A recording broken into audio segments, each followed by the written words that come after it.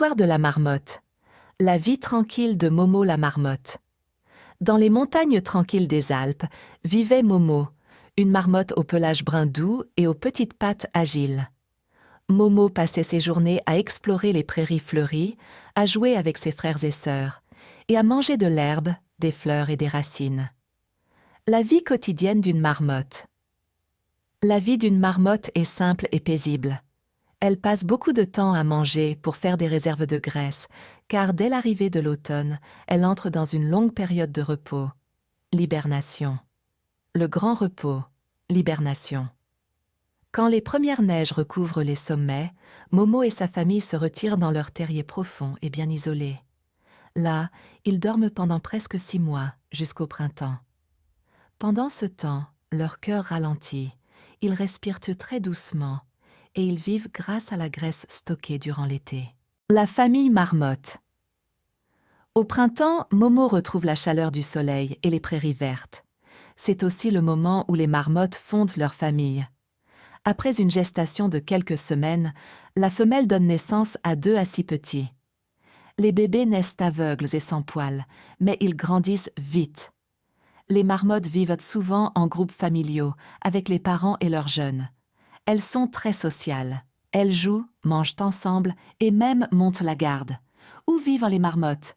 On peut trouver des marmottes dans plusieurs régions du monde, notamment les Alpes, France, Suisse, Italie, Autriche, les Pyrénées, les Carpates.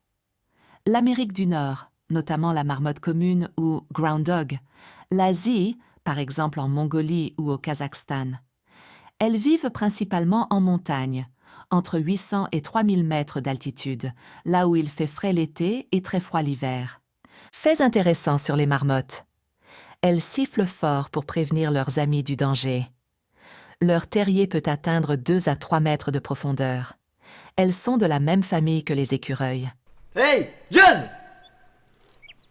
Hey, John! John! Hey! Oh là là. Hey, John! John! Hey! John! John! John! John! John! John! John! John! John! Oh là là. John! John! John! Oh voilà, je vais encore devoir monter en haut, il est sourd comme un pot. John! Bon, cette fois, il y en a marre. John! Quoi? Il est complètement sourd. John! Quoi? John! Y a ta mère qui t'appelle! L'un des plus grands ennemis des marmottes est l'aigle royal. Le cri d'alarme est lancé, mais certaines marmottes tardent à réagir.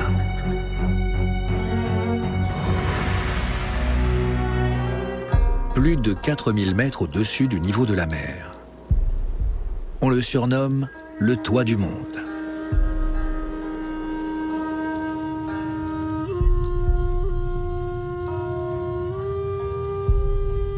S'étendant sur 2,5 millions de kilomètres carrés, ces hauts plateaux ont une superficie équivalente à 1/4 de la Chine, faisant de lui le plus grand et le plus haut plateau au monde.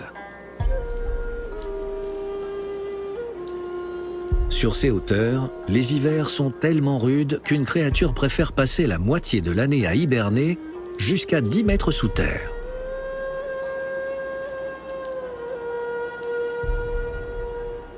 La marmotte de l'Himalaya. Au printemps, ce rongeur de la taille d'un chat domestique émerge de son terrier, prêt à dévorer l'équivalent d'une année de nourriture en à peine 6 mois. Ces créatures sociales vivent en colonies, pouvant atteindre 30 membres. Au cours des mois les plus chauds, elles optimisent le temps passé à la surface. Et jouer à la bagarre est leur passe-temps favori.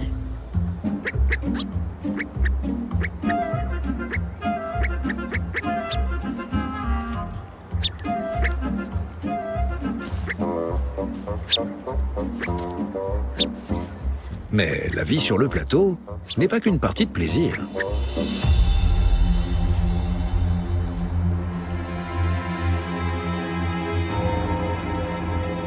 Les marmottes doivent rester à l'affût constant du danger. Les prédateurs sont légion. Et nombre d'entre eux ont mis l'espiègle rongeur à leur menu.